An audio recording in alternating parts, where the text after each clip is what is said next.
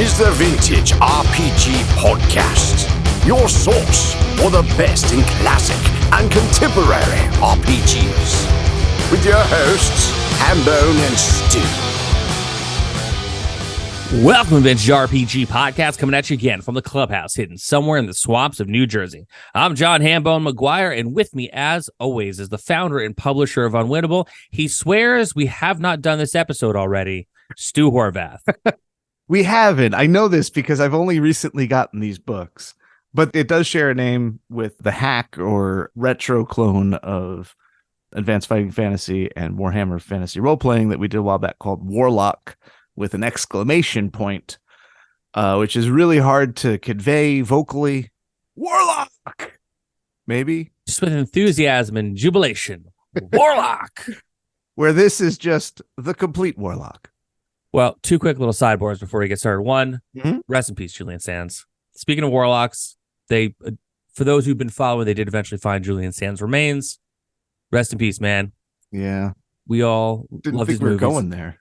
Well, listen, I'm going two very different directions to start this off. I started off today feeling great from this weekend. I found out about the Julian Sands thing a little while back, but since we're talking about Warlock and we couldn't mention it on the previous Warlock episode, and part of me in my head feels like we mentioned Julian Sands in the other Warlock episodes. I'm sure. Yeah. There's no. It's hard to use that word and not think of those mostly good movies.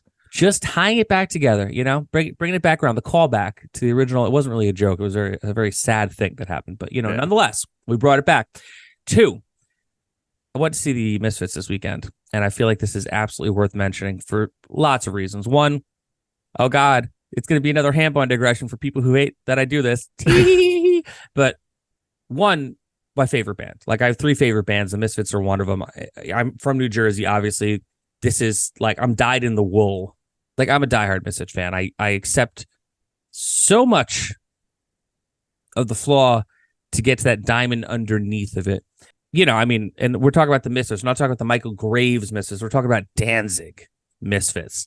And back in 2016, 2017, they started coming around again. They started doing these little tours, kicked off at Riot Fest. The original Misfits, but they make sure that they let you know that Doyle is only playing with the band because the originals are only Jerry only, and Danzig contractual. I don't even know, but it's so stupid. It's so stupid, but it's been a thing for so long between them. Like it's been a litigious, contentious relationship since the Misfits broke up in 1983. So when I say that I've seen the original Misfits, I mean I've seen them now in 2023 because I was 4 when they broke up. I digress. I didn't go to see them previously because I was like, I don't know. What if it's not good? In recent years, Danzig's voice hasn't been great. There was that Danzig holiday special where Danzig definitely was not great. And I kind of was like, I don't know if I could see it like this. I want to remember it as it is from the records and how it feels in my heart from when I was a child. But last week, 4th of July, I was at a buddy's barbecue, and the band Fear, which is another like iconic punk rock band, was going to be an opening act.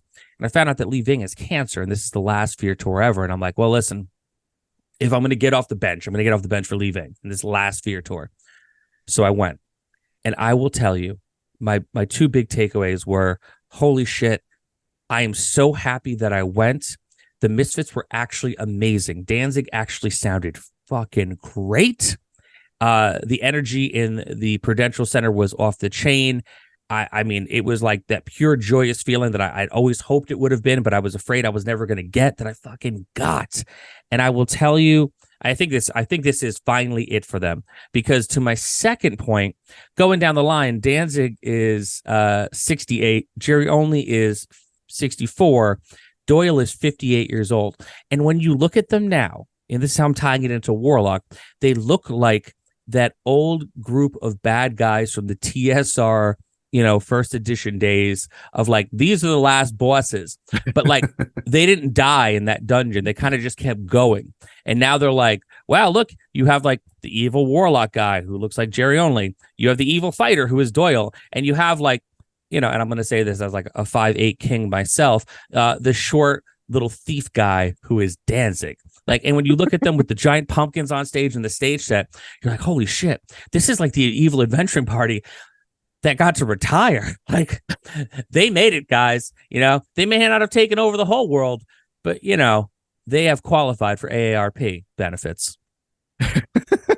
Yeah, see, I can't, for some reason, I can't pull the trigger on these. I don't like stadium shows. I haven't been to a stadium show since my first and last stadium show was Nine Inch Nails on the Downward Spiral tour.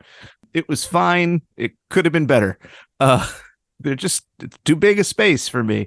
And I just can't imagine, like, I feel like the Misfits, some of like the Misfits energy for me is just like cramped and like closety shoebox club.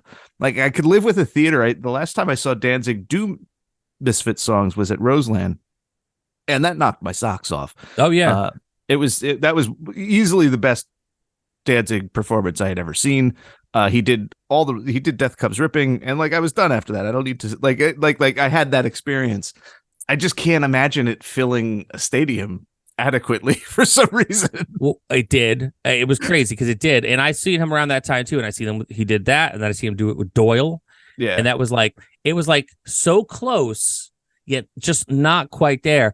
But then seeing it with Jerry and the whole thing, and we were on the floor, like we got floor seats. Like we waited to like the day of to buy tickets because Ticketmaster with their dynamic pricing, it's just so goofy and like makes it like cost prohibitive to go see a concert.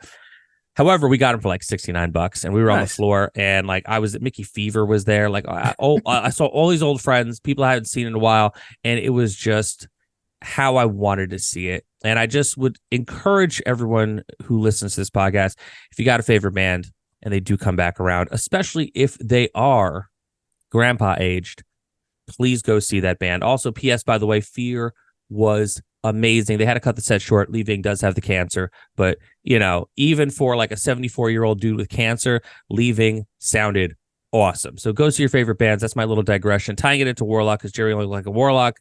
When you see pictures of the show and you get like the up close pictures of the show, you'll know. Anywho, the other Warlock that we're talking about today, the Complete Warlock, what do we got?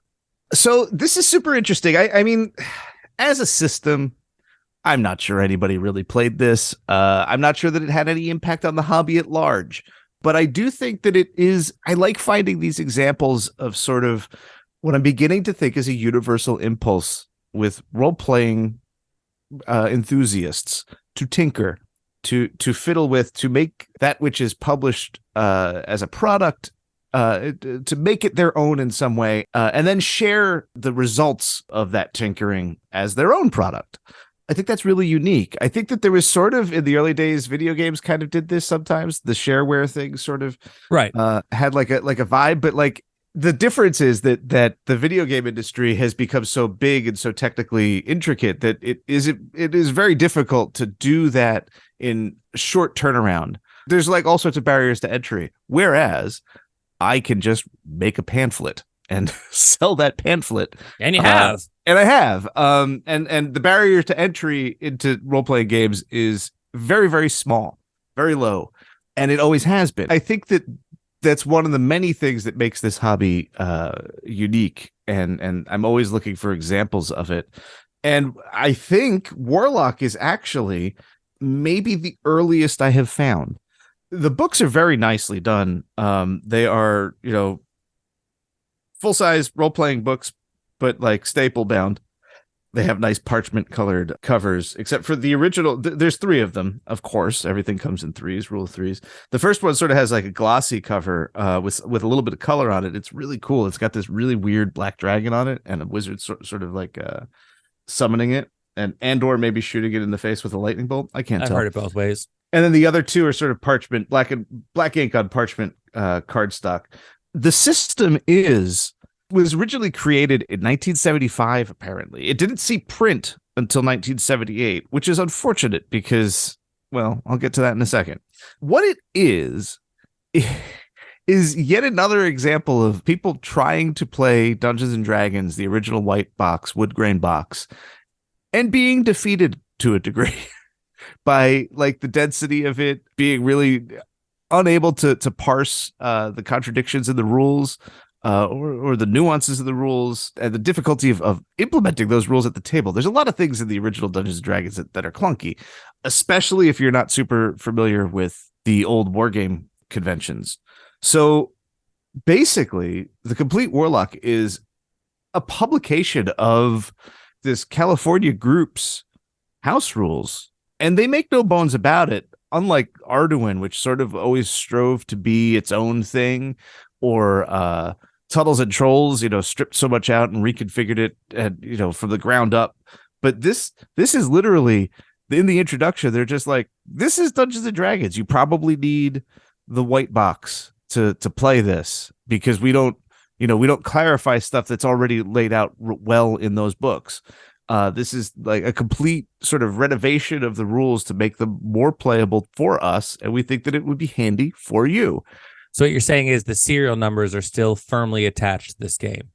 Yeah, and I can't believe they didn't get sued. Really?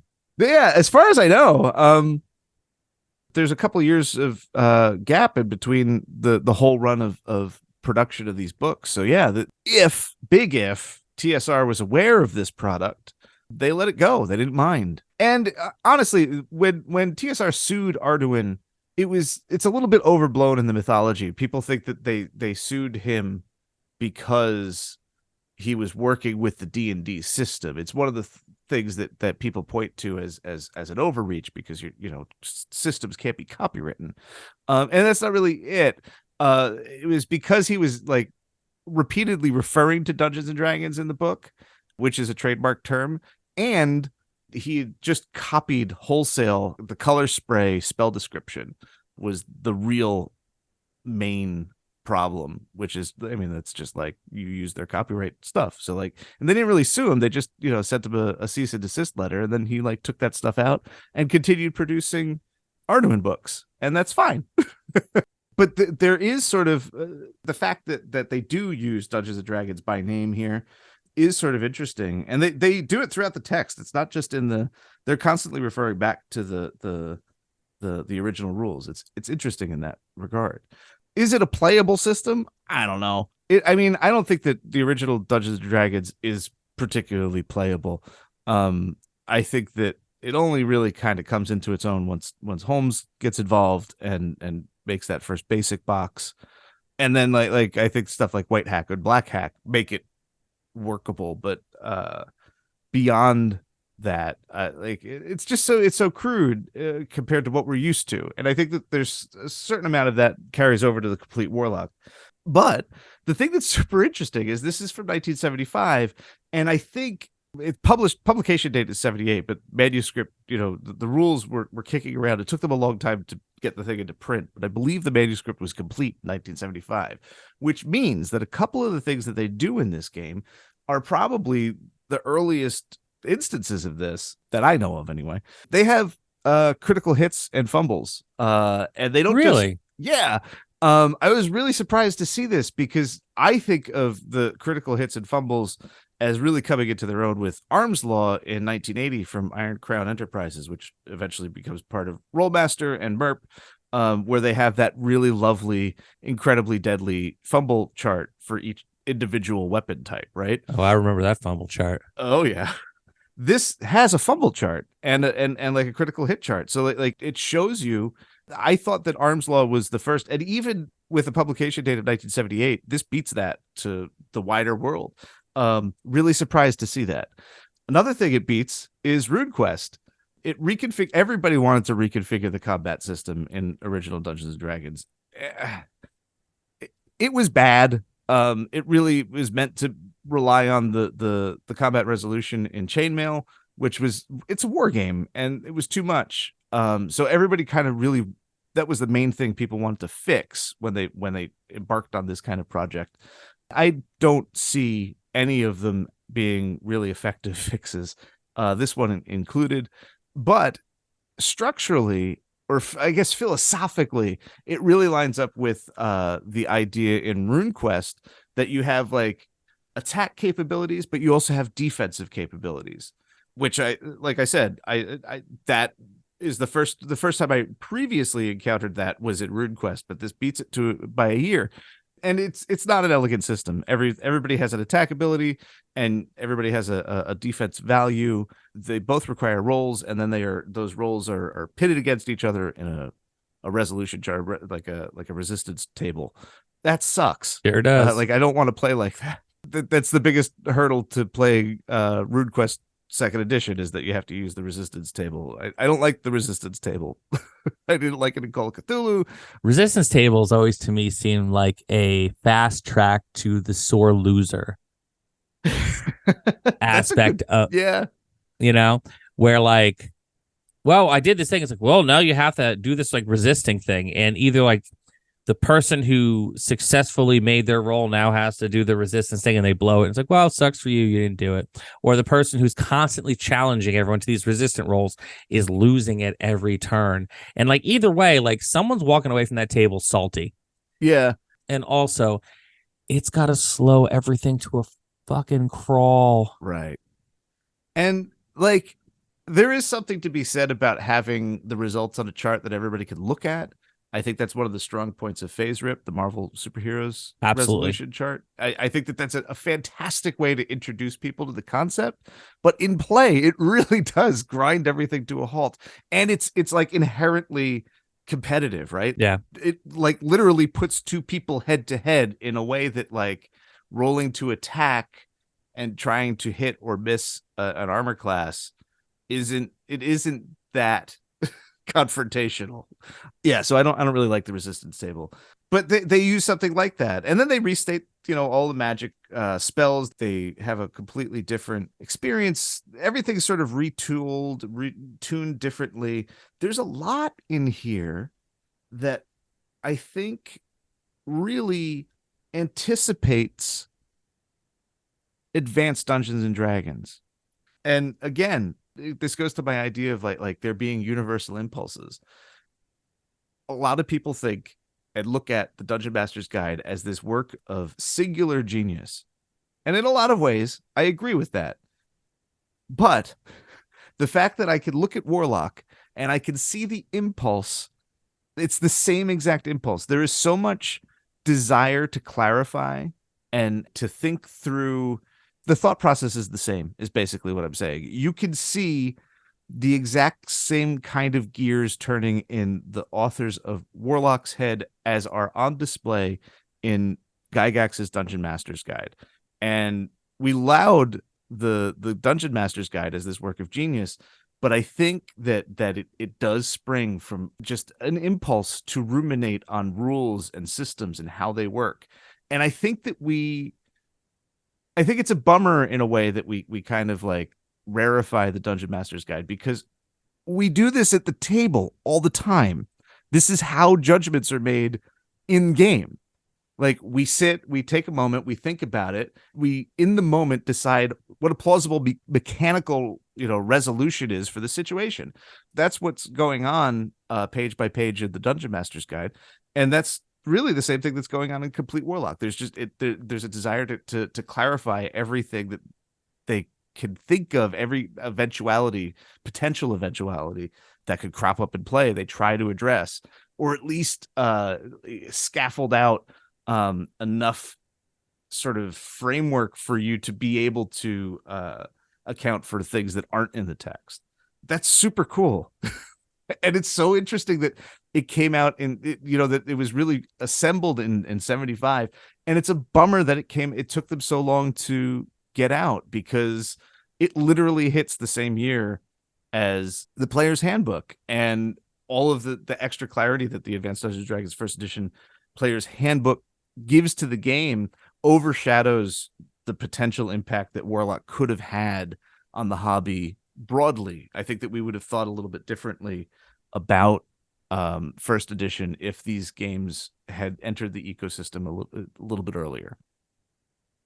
Right on, man. So, Stu, do you have any final thoughts on the Complete Warlock? They're cool. And I don't know. They seem to be fairly scarce on the ground. It took a little work once I learned about the game to find it. There's 3 volumes: the Complete Warlock, the Warlock's Tower, and which is basically they say straight up that they don't have the space in the first book to kind of cover like their thoughts on magic items and monsters. So Warlock's Tower is sort of more of a game master focused book, just like DM Guide. And then of course there's the monster book, the Warlock's Menagerie, which I believe was the last one, comes out in 1980. They're all great. The ones that I have are in stunningly good condition, which really makes me believe that like nobody really cracked the covers of these things. And it's a shame because there's a lot of interesting ideas. I hope that somebody could maybe PDF these or get them into the pool, as it were, so people could kind of check this out and get this DNA into the modern toolkit. Well, very cool. This has been another amazing episode of the Vintage RPG Podcast. Stu, where can the people find you on the internet? They can find me on the Instagram at Vintage RPG for the time being. I also have that Blue Sky thing, but I will not do threads, so don't expect to see me there. Oh, you got an invite for Blue Sky? Yeah. I can get you one too. Yeah, send me a link. Yeah, I'll hook you up. I'm not going to hook anybody else up. Don't ask. Yeah. I've been grandfathered in, guys. Yeah, no, Hamlin's special. I am special. You can find me across the internet at John McGuire RPG. I've been posting more. Actually posted about the Misfits. I want to see the Misfits this weekend. If you want to pick up anything from 3-2-1 Action, you can get over at Exalted Funeral. We have it. Look by title, Children of Uma, out now. Devlin, New Jersey, coming soon. Also, if you like the podcast, please don't forget to rate, review, and subscribe. Your reviews really do help other listeners find us, and we like hanging out and chatting with more people. And if you really like the show, why not become a patron? Patreon.com/vintagerpg. We got a behind-the-scenes look at Stu's book, which is called Monsters, Aliens, and Holes in the Ground. A guide to tabletop role-playing games from D&D to Mothership. And you can also find pre-order links all across our social media for it. We've got a behind-the-scenes look at 3-2-1 Action. We have a killer Discord community that we'd love for you to be a part of. And at certain tiers, we do run games for patrons. Stu has an ongoing West Marches campaign. I do a different game every month. Last month, I did Alien. This month, I'm still not sure, but I am going to be putting up a poll in the next couple days to decide what the next game is going to be, because I don't decide what we play. You decide what we play. Patreon.com/vintagerpg. So for Stu Horvath, I'm John Hambone McGuire. May the dice. Oh, shit. What?